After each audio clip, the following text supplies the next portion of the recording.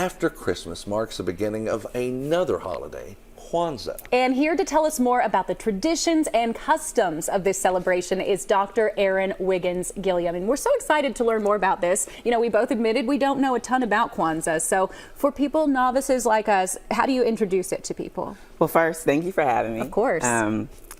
Merry Christmas, Happy Kwanzaa, Happy Holidays. So my husband and I decided that, well, let me rewind. I teach African American history at Kentucky State University, and I'm also raising two beautiful little brown girls, and we wanted to incorporate a way that they could celebrate their African American heritage in the Kwanzaa celebration.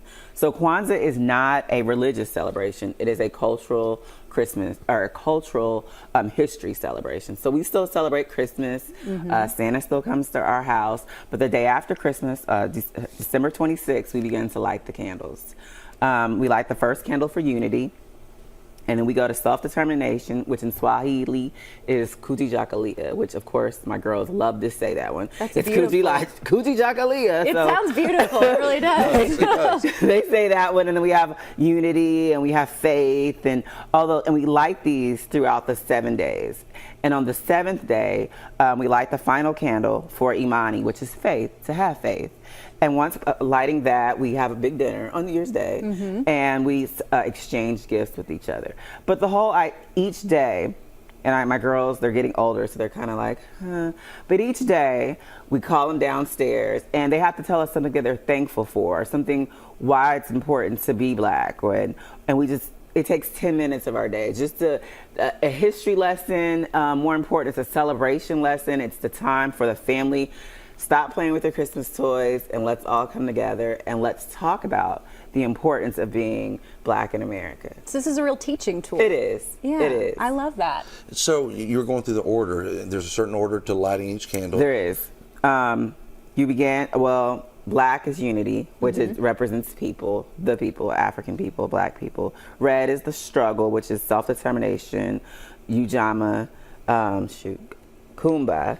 And then green represents goodness, hope, things to come. I love it. And this ends on January 1st, January right? 1st. So on the new year. On the new year, we have dinner and we exchange gifts. And it was kind of, I grew up on having a big dinner in my house on New Year's. I didn't grow up doing Kwanzaa, but I grew up having so it goes with that. And we do the big dinner, we have people over and we celebrate. And now my girls decorate for Kwanzaa. I make them read a book. They do their little presentation. Is there anything specific in that meal for Kwanzaa that you all cook every year? We definitely do, and I don't have the full layout, but one thing about Kwanzaa, celebrating it, when it first began in 1966, it was to celebrate the bounty of the land, of the bounty of the crop. So you would often put down potatoes or anything that was known to be a good crop in your area, corn.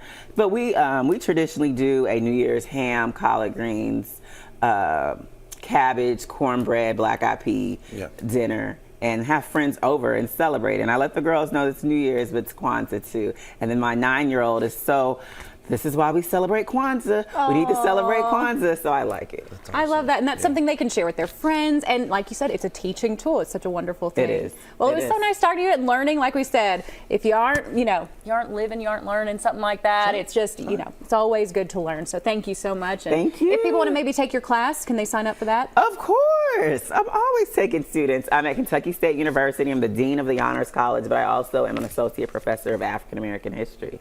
So they can get on K-State's website and sign up and audit a class. And I heard I'm a pretty fun, good professor. Nice. You've got good ratings. I've got amazing ratings, actually. A++. That's awesome. That is awesome. I remember rateyourteacher.com. Yes. That may have been one of the only ones I ever checked out. Oh, maybe you did. I did check. So that's good. That's high praise. Well, coming up.